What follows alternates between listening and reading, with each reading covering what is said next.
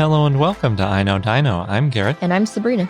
And today, in our 289th episode, we have a bunch of news, including Cannibal Allosaurus, theropods running, and a ton of other dinosaur news stories. And we have Dinosaur of the Day, Labocania. But really quick, as always, we want to thank some of our patrons who help keep the podcast running and keep our Discord full of all sorts of amazing comments and good discussions about dinosaurs. And this week, we'd like to thank Chris, Nicholas, Trent Carbajal, Stefan, Taya, Stego Sophie, Ayumi, Paul Acanthus, Jackson Crawford, Sorian Brandy, Mayu, Dino Bo, Mello Stego, Wergersaurus, Kalen, Maria Sora, Daniel McGill, Ultra Uncanny, and Tarkia Tamer. And Ultra Uncanny and Tarkia Tamer both just joined. Yay, thank you so much. I recognize a lot of these names from our watch parties on the weekends when we're chatting with you on our Discord, so that's been great. If you want to join in on these watch parties, then check out our page at patreon.com/iknowdino.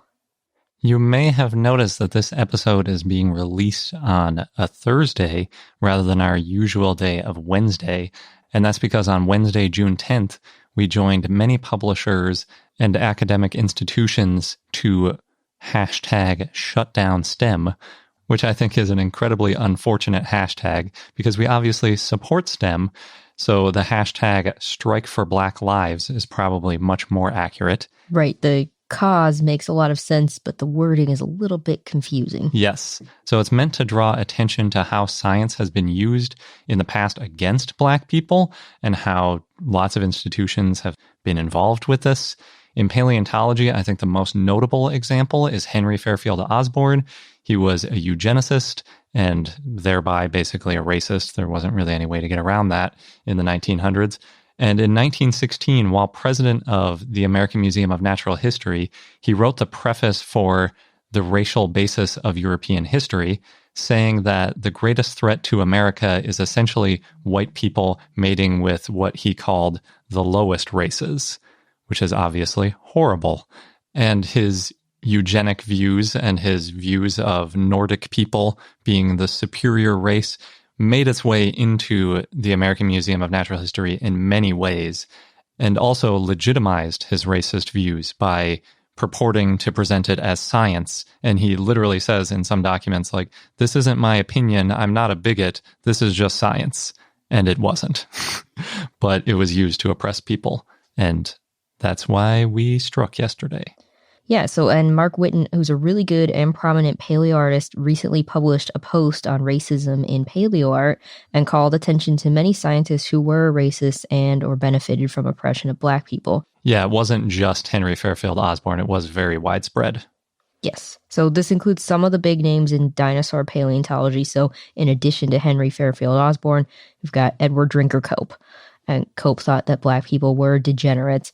And then, as Garrett mentioned, Osborn used his influence at the AMNH to spread his views. So in one example is he directed Charles Knight, the paleo artist. Charles Knight's views are a little unclear on all of this, but he directed Knight to make racist paleo art, such as the mural in the Hall of Man that was at the AMNH, which is called Neanderthal Flint Workers. And their primitive look was not based on the fossils that were found, but instead on the features of non-white people that Osborn thought were inferior compared to white Europeans. That mural was apparently considered controversial among the staff even when it was made, and then it was eventually removed in the 1960s. And the fact that it lasted until the 1960s, along with a lot of other pieces that Osborn put into that museum, shows you just how long this racist viewpoint was allowed to last. Right, and it still is sometimes used for references by people who might not know the history behind it. Yeah, and so that's the other side of the problem, is even though there have obviously been lots of improvements made, this history is still there, and it has its fingerprints all over a lot of modern work too, which really sucks. So SVP released a really good statement about how they support Black Lives Matter. That's against Society of Vertebrate Paleontology. Yeah, and so obviously they're making efforts to improve things, but I think it is worth taking a day to recognize that this has been a problem for a very long time, and it certainly didn't end with the end of slavery. It has lasted well into the modern era. Yes. And it does, to some extent, involve dinosaurs. Yes, definitely. Which is why we're bringing it up. Yeah. And if you want to learn more, I would recommend checking out Mark Witten's blog post, which is the top link in our news. So now moving on to the regular dinosaur portion of our news. Up first, we have the Cannibalistic Allosaurus. Uh-oh. Yeah, there's some really metal paleo art that goes along with this. You might have seen it. It was posted in our Discord chat too. It's by Brian Eng, and it shows 3 Allosaurus and a Ceratosaurus eating/fighting over a dead Allosaurus. They all look super gnarly, and it's all like red and black and intense. It's a lot. There's also tons of bugs and some pterosaurs flying erratically. So yeah, it's a very chaotic scene. The paleo art is based on a recent paper by Stephanie Drumheller and others, published in PLOS ONE. I wonder if Stephanie Drumheller is somehow related to the Drumheller in Alberta, Canada, where the Royal Tyrrell Museum is. I couldn't find it. I think she's American, but it would be a pretty funny coincidence if she was. That'd be awesome. It's the only 2 times I've ever seen that name, so it seems like a weird coincidence. The researchers of this paper were studying the Mygat Moor Quarry, and the Mygat Moor Quarry is in western Colorado. It's about 100 miles south of Dinosaur National Monument, as you'd probably expect. It's Morrison Formation, similar age to Dinosaur National Monument. It's from the late Jurassic, about 152 million years old. And there are tons of fossils known from the area, and teeth and bones and all sorts of stuff. In this study, they just looked at fossils that were bones from dinosaurs and not the teeth or other things. But still, they had 2,368 fossils to work with. And of those, 684 had at least one theropod bite mark on it, making that 29% of the bones. Wow. So there was a lot of eating happening on these bones. And again, something was hungry. Yeah, because in order to make a tooth mark on bone, it's just like if you imagine eating something today, you don't usually scrape your teeth against bone. You don't. Well, that's true. Sabrina does. But even then, unless you're really desperate for every last little morsel, you're not going to leave teeth marks on the bone.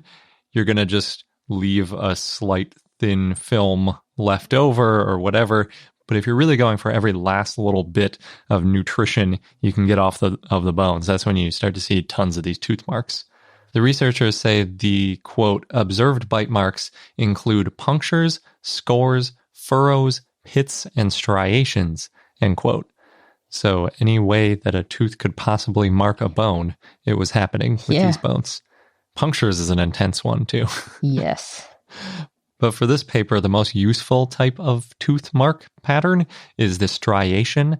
And a striation is caused when the tooth scrapes along the bone rather than sort of against it. So if you imagine you have a serrated knife and normally you'd cut it moving the serrations back and forth, kind of perpendicular to what you're trying to cut. If you scraped the serrated blade instead along sideways rather than with the serrations, you could leave these sort of scratches on something. And that's what we're seeing with the striation patterns. It sort of looks like raked sand when you look at it up close. The big benefit to these types of tooth marks is that they leave marks with the distance in between each scratch matching the serrations in the teeth. So then you can compare known teeth from the area and see which ones have that pattern of serrations to match these marks on the bone. So it's a pretty cool little sort of fingerprint technology. The most common pattern that they found in the quarry actually matched 2 different dinosaurs. It matched both Allosaurus and Ceratosaurus. They just had the same kind of denticle or serration on the teeth spacing. So we can't tell for sure which one it is. And that's why, obviously, in Brian Eng's art, he put both of them in there. But there's a lot more Allosaurus. So I think leaning towards the Allosaurus. Allosaurus and Ceratosaurus are also both known from the site, from the bones that have been found there. And they're the 2 largest theropods that have been found there. So I guess it's not too surprising that they were the ones that got to get the last bites in because maybe they scared off some smaller things to get those last bites. But there is one exception. There's one mark that looks like a much larger predator than a typical Allosaurus or Ceratosaurus. They said it's probably a Saurophaganax or Torvosaurus, but it might just be a huge Allosaurus, and depending on who you ask, Saurophaganax is basically a huge Allosaurus. So, yeah, some other huge predator was in there at least a little bit of the time.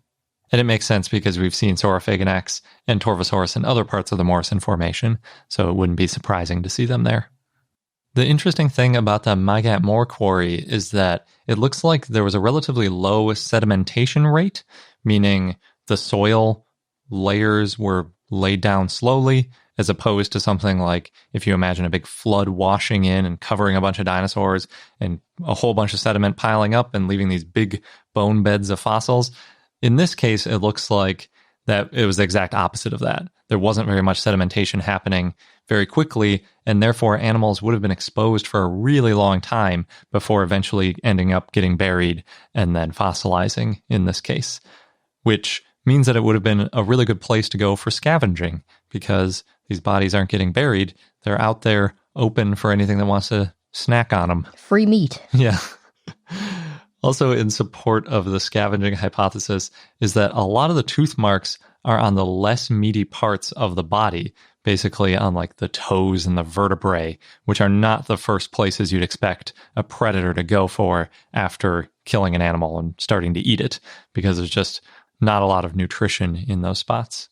Another potential hypothesis to sort of counterbalance the cannibalism is that the marks on the bones could have been from combat, because we know that when dinosaurs fight each other, they're likely to try to bite each other on the face or maybe on the sides or something to scare each other off. You see it with modern animals all the time.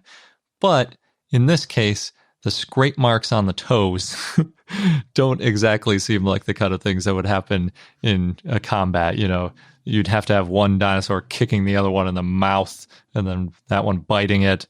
And then in order to get these scrape marks on the bone, it would basically have to remove the flesh.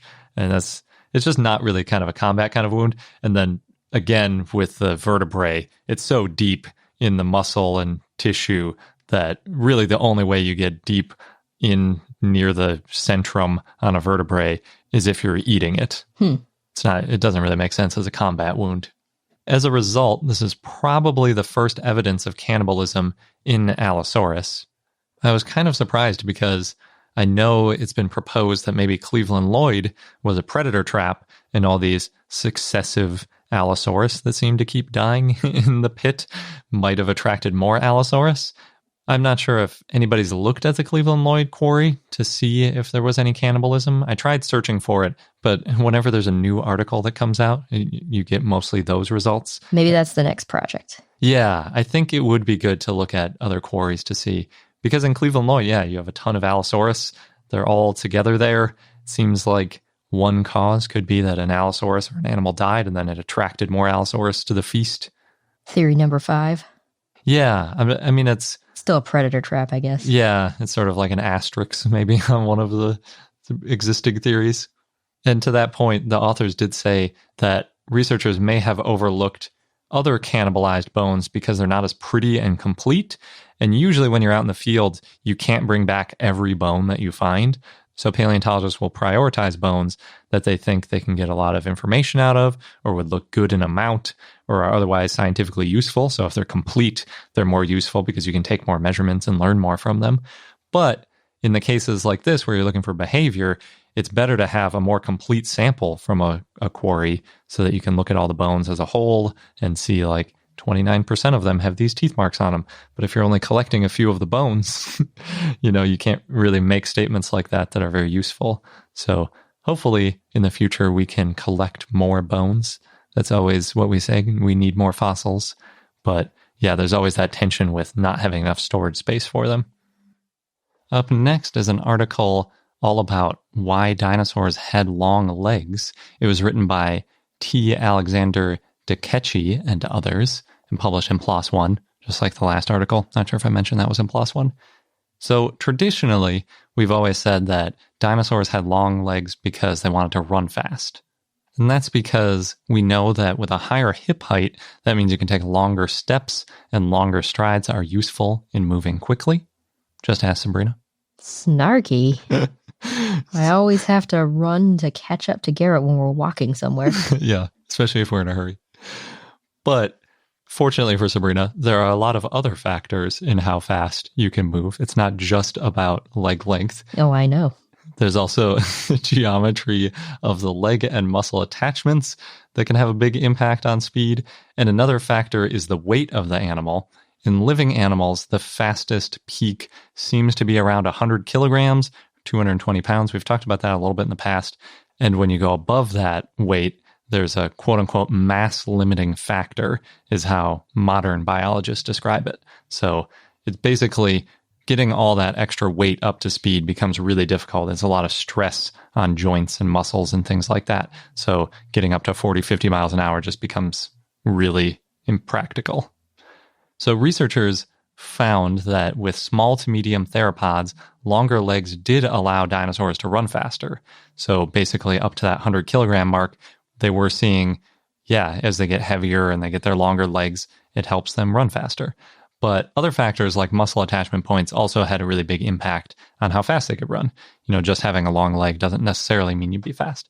On the other hand, once you get above 100 kilograms or 200 kilograms, depends on where you draw the line, that mass limiting factor starts to really become a problem for large dinosaurs. And their added leg length didn't make them faster, but it did make them more efficient at walking.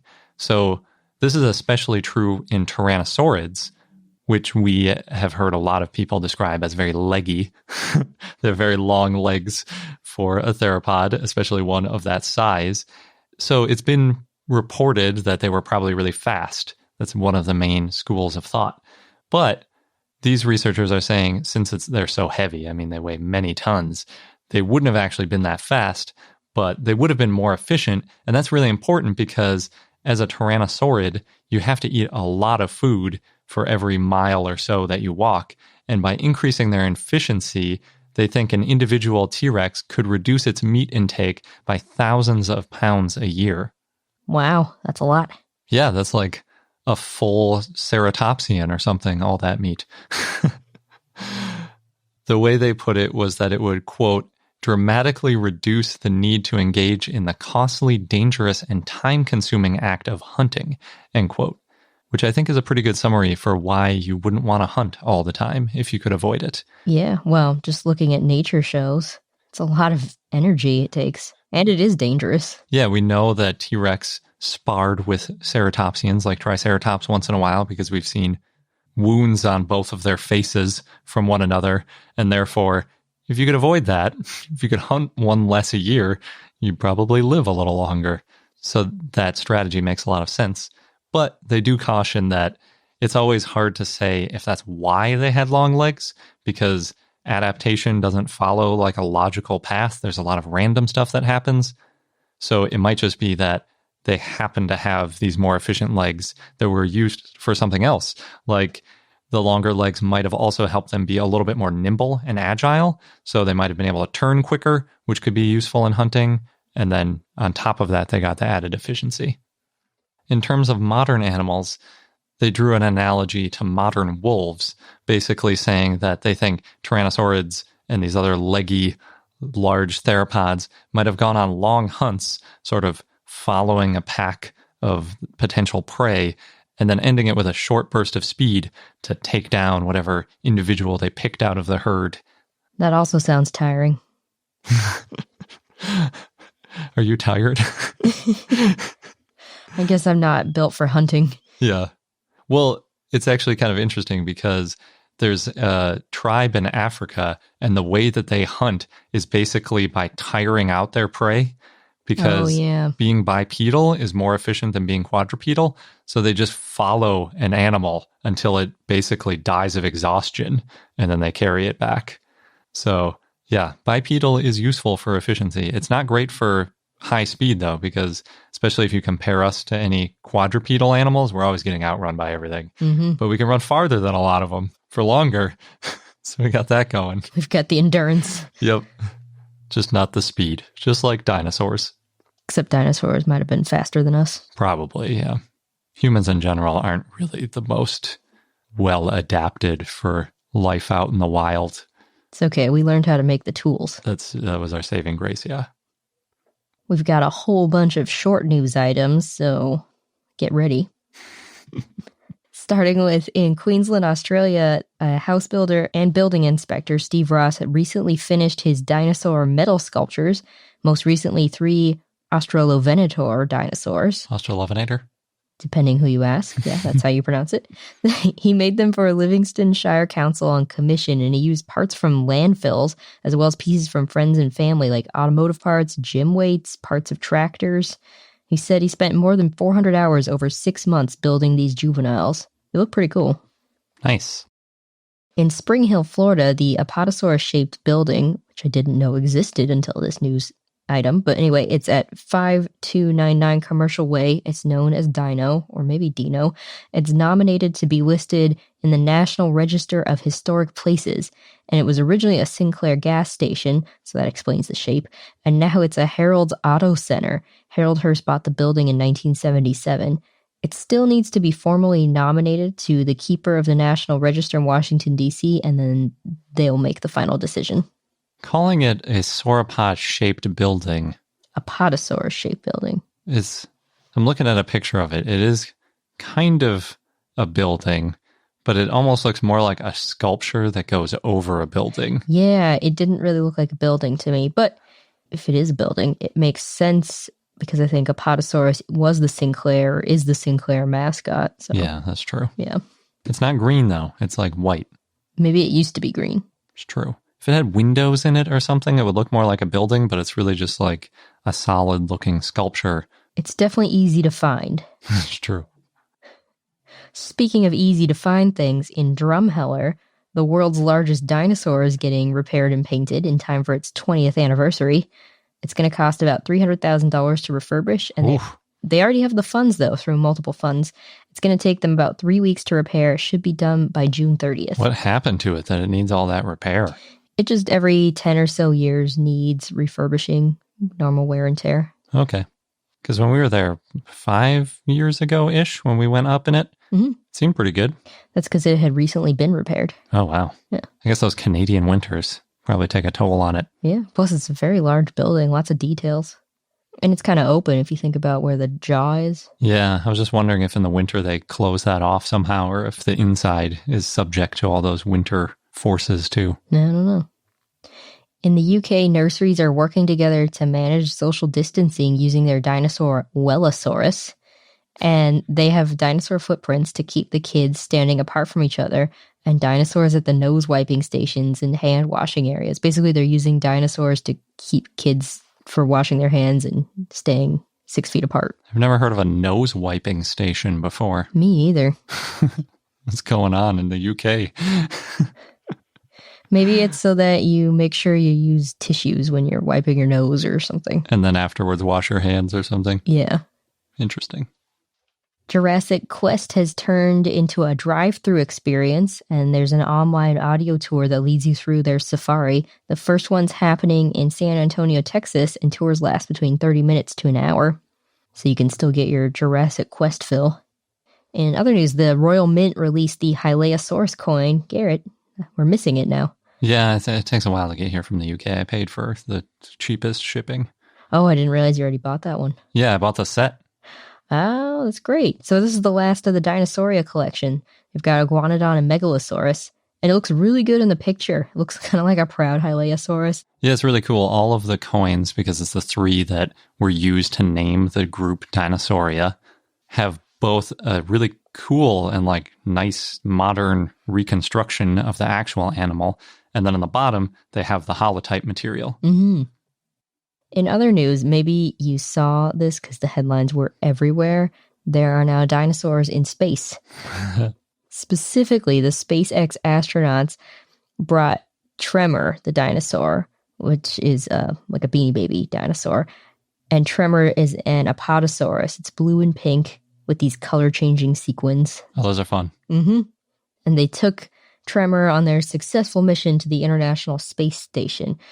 On one post, I saw Someone said it was, quote, the ultimate dad move. So, like I said, Tremor's and Apatosaurus. The toy is now sold out, but it looks like there's other toys in this line like Stompy, which is probably a T-Rex. And both astronauts, Bob Behnken and Doug Hurley, have kids, and their kids voted for them to bring Tremor to space with them. Bob and Doug are married to fellow astronauts. Really? Yeah. So Bob is married to Megan MacArthur, and Doug is married to Karen Nyberg. And apparently when Karen was in space in 2013, she made a stuffed dinosaur from scraps of fabric that she found around the space station for her son. Oh, that's way cooler. Yeah. She gets way more credit for actually making a dinosaur from found objects while in space compared with just buying a Beanie Baby. Well, still. They still brought it to space, so that's something. I'm glad that now they've stopped bringing fossils into space. I'm pretty sure I mentioned in a fun fact that there have been several dinosaurs taken to space in their unreplaceable holotype type quality. Don't do that. Bring a cast. Yeah, or just bring a stuffed animal. They're lightweight, and it's all about weight when you're going to space, right? That's true. No need to bring real fossils to space. Well, it sounds like no one's doing that anymore. It's good. Next, thanks to Douglas, who shared this one with us. So, Chompers, it's a short podcast and an app, is doing a Dinosaur Week theme this week. The episodes are really short. They're about 2 minutes long, and the whole idea is to help kids brush their teeth with stories and educational talks.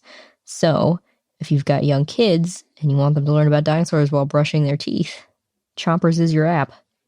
Thanks to Michael, who shared this next one with us on Discord. So, Discovery has a new series starting on Friday, June 19th, called Dino Hunters, and that's going to show ranchers and cowboys who find dinosaur fossils on their land in Wyoming, Montana, and the Dakotas. And also, Michael mentioned this one to us about PBS that has a new series that will air on June 17th and 24th and July 1st called Prehistoric Road Trip. Each episode is 60 minutes long and follows Emily Grassley, the Chicago Field Museum's chief curiosity officer, that's a cool title, as she drives through and stops at fossil sites in the Dakotas and Montana, Wyoming, and Nebraska. Next, thanks to Eric, Paul, and Ricardo, who all shared this one with us on Patreon and Discord, Jurassic Park Terror has a post called Every Jurassic Park Dinosaur Illustrated with Modern Science. And it goes over the definition of a dinosaur anatomy, and how dinosaur hands and feet are often depicted differently in media, with, the pronated hands and then the elephant-like feet. Yeah. Dinosaur feathers, and then it goes into the Jurassic Park dinosaur profiles, which has images and descriptions of each, images of the updated versions. So they've got, Velociraptor / Deinonychus, Triceratops, Stegosaurus, Parasaurolophus, a whole lot more. I'm guessing it's not every dinosaur. No, but it's a good amount. And it's not all the most popular ones from the movies. Oh, cool.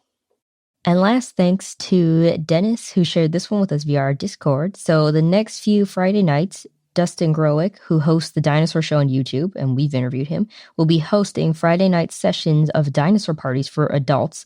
And it's going to involve drawing paleo art and drinking. That's the adult part. There's going to be themes for each night. So like June 26th is Jurassic Park as the theme. And other themes include mass extinction and dinosaur mating. It's an online event and tickets cost $7.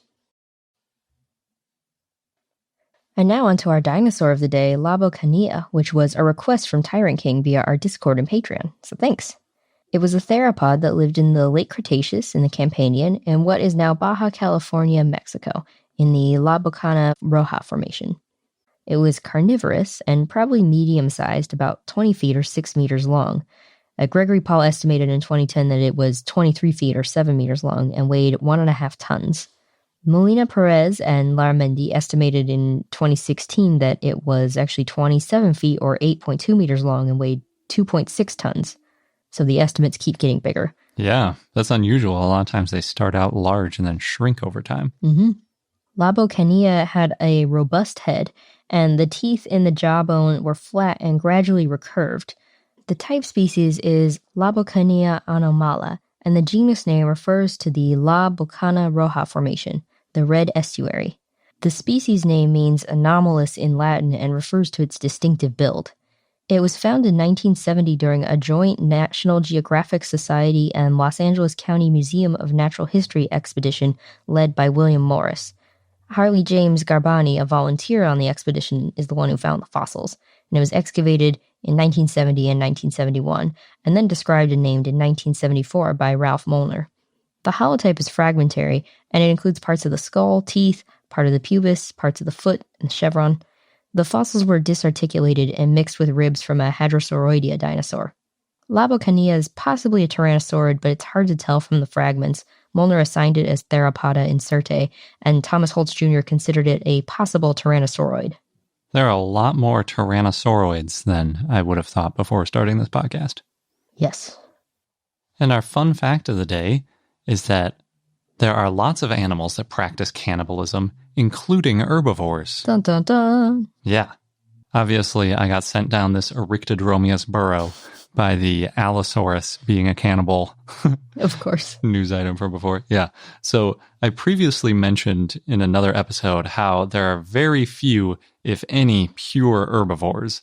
Like, for example, a cow or a deer will eat a small bird or a squirrel or something if it encounters it while it's grazing and just sort of munch it up like... So it's kind of in the way. Yeah. Well, not even in the way. It'll go out of its way to eat it, but it's not going to be able to chase it down. So it's got to be either injured or somehow completely unaware of this cow about to eat it. It's an easy meal. Yes. On the dinosaur side of things, there's also hadrosaurs, which we know ate rotting wood full of crustaceans, probably to supplement their diet with extra calcium or something to that effect. But speaking of cannibalism, it's incredibly common in modern animals. So every combination of animals eating each other exists. You've got parents eating their young, which is called filial cannibalism or infanticide. Many animals will do this under the right circumstances. Often it's done if the young aren't in good shape or the parents can't raise them for other reasons, and they're basically recycling that generation to try again in a really gross way. In the first episode of Walking with Dinosaurs, they showed the mammal-like Dicynodonts doing this when they were getting terrorized by some coelophysis. They ate their young and they ran off to basically try again. There's also young eating their parents. This is known as matrophagy because it's almost always they're eating the mom. You see this in some invertebrates, including a species of earwig that reproduces in the off-season when food is scarce. So the mom just becomes the food for the babies. And obviously it's helpful because then they don't have to worry about as many predators because they're not timed with when most of the predators are looking for prey. There's also parents eating each other. Usually it's the female eating the male, like the black widow spider. Apparently it's named the black widow spider because the female eats the male. But I wanted to verify that, and I was trying to figure out when the first use of black widow was as a woman murdering her husband, and I couldn't find it anywhere. So anyway, it's just a rabbit hole that failed. But some species of male actually climb into the female's fangs, whether or not she wants to eat him. Apparently there's a type of fishing spider that does this, and presumably they do it so that the female can better produce the eggs, which will give his offspring a better chance of surviving. Some species of spiders also eat each other if they find the mate unfit. This happens in some species with males eating the females as well. So if a female wanders by a male and the male's like, that female is too old to raise good young or is too small, he'll just eat her. And females do the same thing. Spiders are harsh. Yeah, there's other species that do this too, but I think spiders must be one of the easier ones to study, and I think there's a pretty broad spectrum of them. Is this why so many people are afraid of spiders? Because we know these things about them? I don't think so. I think it's more their venomous bites. But yeah, it doesn't help. There's also young or parents eating eggs, which is called oophagy. Sometimes that term is used as intrauterine cannibalism, but I think embryophagy is a better term for that because it makes more sense. But birds all the time eat their own eggs. Sometimes the eggs are just too tempting for them if they're hungry or for whatever reason the mood strikes. And then tiger sharks are really famous for embryophagy because what'll happen is one of the tiger shark pups, while it's still in utero, will eat its siblings. And then obviously that one comes out well fed and better prepared to take on the world. And then last is there's individuals eating other individuals that have died, which is called necrophagy. And that fits really naturally with scavenger behavior of a lot of animals. And it's an especially good way to spread disease because if an animal dies of disease and then another animal eats it, it's likely to catch that disease. So yeah, not a really well-advised one. Are any of these? I think so. They work well for a lot of animals. But many of the strategies don't work well for mammals. Our offspring tend to be large, so they're not bite-sized. They rely on the mother for milk, so they can't eat the mom. And then milk also means that they don't need to eat each other because they all can get milk from the mom at the same time in most cases.